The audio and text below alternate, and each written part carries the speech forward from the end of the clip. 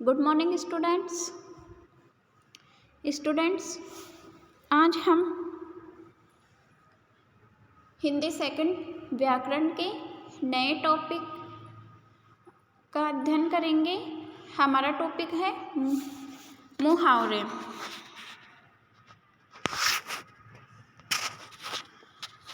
Students, आज हम मुहावरे क्या होते हैं और हम इन्हें कैसे बोलते हैं और इसका अर्थ कैसे निकलता है इत्यादि बातों का अध्ययन करेंगे। तो सबसे पहले हम जानते हैं मुहावरे किसे कहते हैं। शब्दों का ऐसा समूह जो साधारण अर्थ न देकर कोई विशेष अर्थ दे, वे मुहावरे कहलाते हैं। तो मुहावरे किसे कहते हैं? जो शब्दों का ऐसा समूह जो साधारण अर्थ न देकर कोई विशेष अर्थ ही प्रकट करता है, उन्हें ही मुहावरे कहते हैं।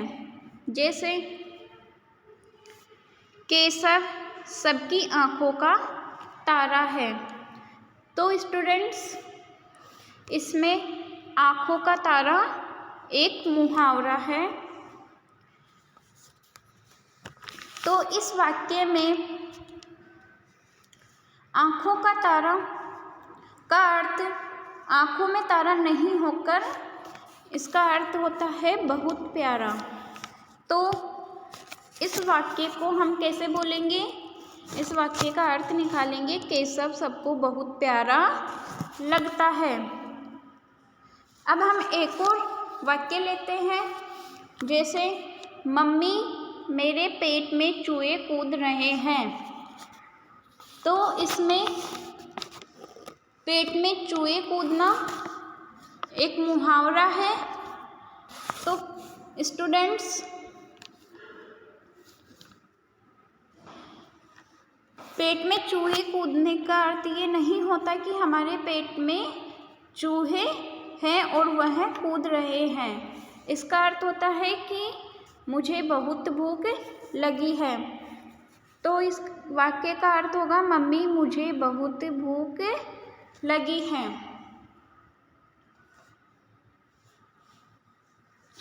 सो स्टूडेंट, हम एक बात को दो तरीके से कह सकते हैं, यानी कि हम किसी बात को साधारण तरीके से न कहकर विशेष तरीके से कह सकते हैं। इन्हें ही मुहावरे कहते हैं। तो आज हम ऐसे ही कुछ मुहावरों के बारे में जानते हैं और इनका वाक्य में प्रयोग कैसे करते हैं आदि के बारे में जानते हैं। तो हमारा फर्स्ट मुहावरा है 9 2 11 होना। 9 2 11 होना, इसका अर्थ होता है भाग जाना। और इस मुहावरे का वाक्य में प्रयोग कैसे करेंगे? पुलिस को देखकर चोर 9 2 11 हो गया। मतलब पुलिस को देखकर चोर भाग गया। अब हमारा दूसरा मुहावरा है छक्के छुड़ाना। छक्के छुड़ाने का अर्थ होता है हरा देना। इसका वाक्य में प्रयोग कैसे करेंगे? क्रिकेट मैच में भारत ने पाकिस्तान के छक्के छुड़ा दिए। मतलब क्रिकेट मैच में भारत ने पाकिस्तान को हरा दिया। सो स्टूडेंट, हमारा नेक्स्ट मुहावरा है नानी याद आना। इसका अर्थ है बहुत परेशान होना। इसका वाक्य में प्रयोग करेंगे परीक्षा के समय तो बच्चों को नानी याद आ जाती है। मतलब परीक्षा के समय बच्चे बहुत परेशान हो जाते हैं। सो हमारा नेक्स्ट मुहावरा है नाक में दम करना। इसका अर्थ है बहुत दुखी हो करना। इसका वाक्य में प्रयोग है हमारे पड़ोसी ने तो नाक में दम कर रखा है। मतलब हमारे पड़ोसी ने तो हमें बहुत दुखी कर रखा है। अब नेक्स्ट मुहावरा है मुंह में पानी आना। मुंह में पानी आना, इसका अर्थ होता है जी ललचाना। इसका वाक्य में प्रयोग होगा गोलगप्पे को देखकर मेरे मुंह में पानी आ गया। मतलब गोलगप्पे को देखकर मेरा जी ललचा गया। अब हमारा नेक्स्ट मुहावरा है दांत निकालना। इसका अर्थ होता है हंसना।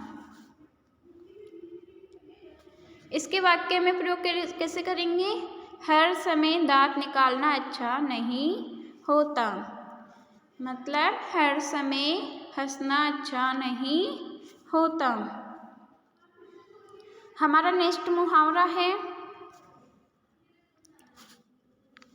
फूला न समाना। इसका अर्थ होता है बहुत प्रसन्न होना। इसका वाक्य में प्रयोग कैसे करेंगे?